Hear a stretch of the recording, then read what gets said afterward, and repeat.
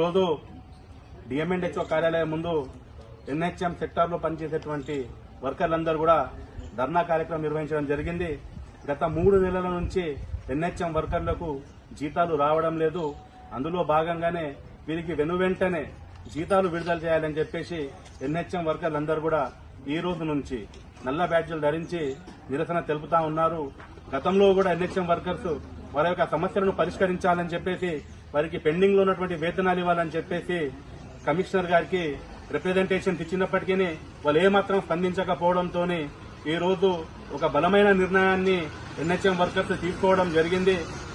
కాబట్టి రాష్ట్ర ప్రభుత్వం వెనువెంటనే వీరి యొక్క సమస్యలను పరిష్కరించాలని చెప్పేసి ఏఐటీయూసీగా డిమాండ్ చేస్తూ వారికి వెంటనే 3 నెలల వేతనాలు ఇవ్వాలని చెప్పేసి డిమాండ్ చేస్తా ఉన్నాము.